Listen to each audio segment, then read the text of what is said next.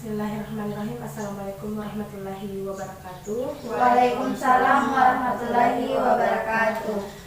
Terima kasih kepada adik-adik sekalian karena menyempatkan waktu untuk hadir di tempat ini dalam rangka bimbingan kelompok. Nah, sebelum kita masuk ke tahap berikutnya, alangkah lebih baiknya kalau kita baca doa terlebih dahulu. Baik, baca doa dimulai.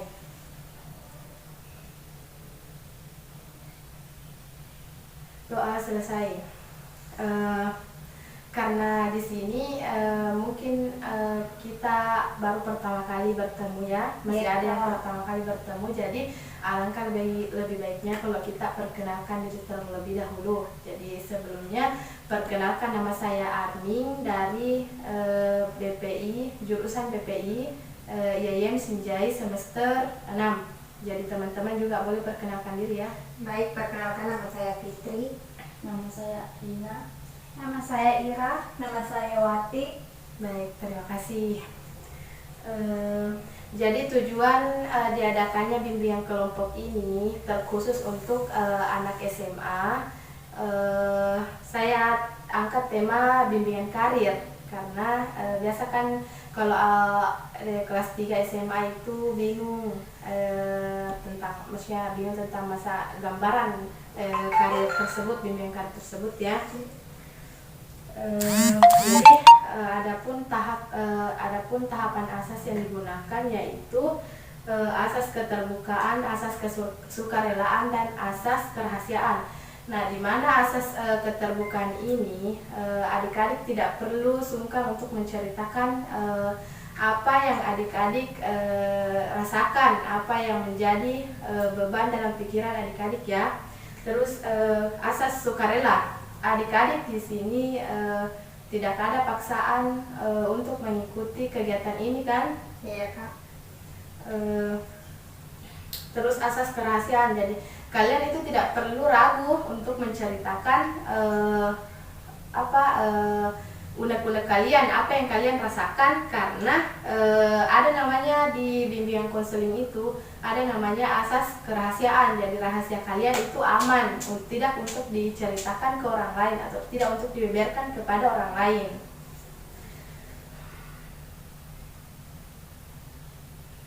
Jadi langsung saya akan memaparkan materi saya terlebih dahulu, yaitu tentang bimbingan karir ya. Jadi mohon didengarkan dulu.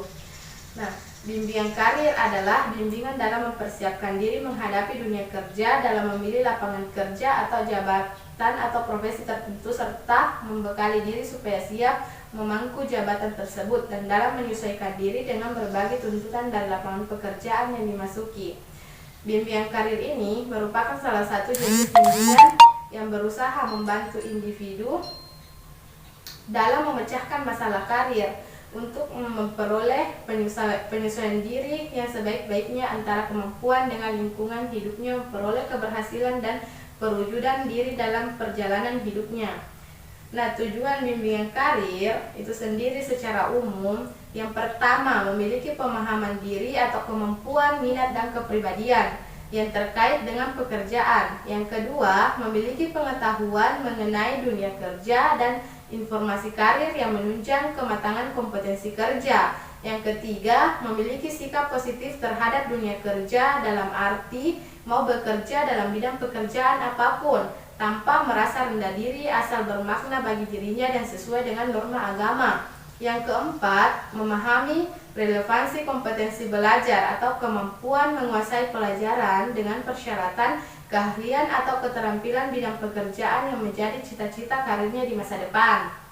Nah, fungsi bimbingan karir itu sendiri, yang pertama, memberikan kemantapan pilihan jurusan kepada siswa, karena penjurusan akan mempersiapkan siswa dalam bidang pekerjaan yang kelak diinginkan.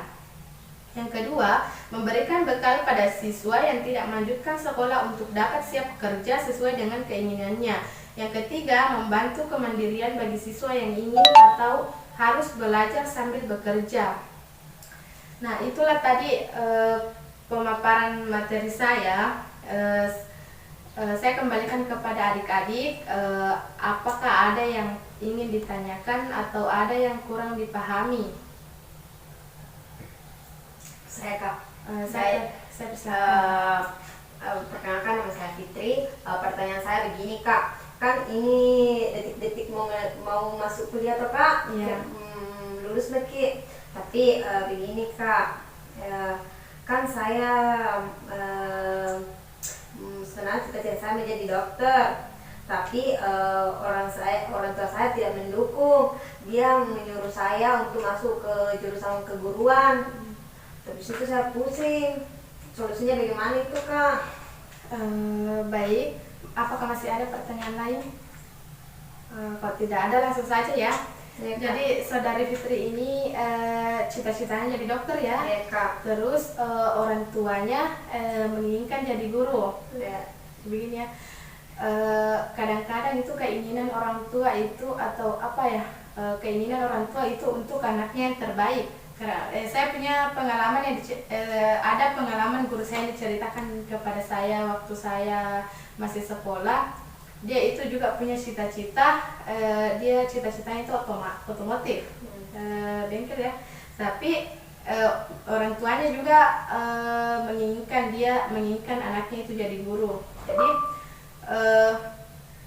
dia pikir dulu, misal dia jadi misal cita-citanya jadi dokter, apakah dia mampu melaksanakan, apakah dia mampu menempuh jalan untuk mencapai cita-cita tersebut, atau dari pilihan orang tuanya itu untuk menjadi guru toh.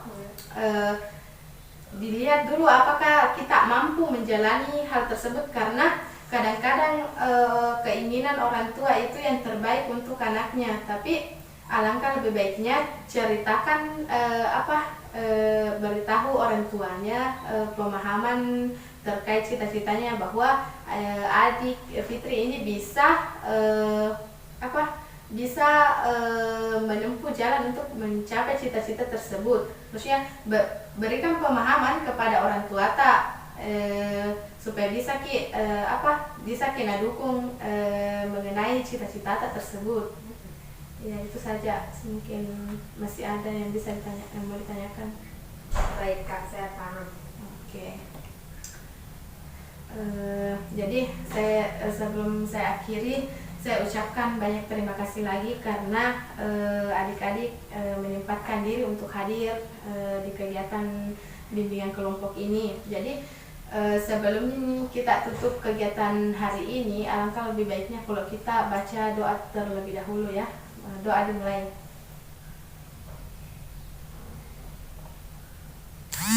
Doa selesai. Terima kasih banyak karena telah menyempatkan waktunya. Saya akhiri dengan ucapan billahi fisabilillah fastabiqul khairat. Assalamualaikum warahmatullahi wabarakatuh.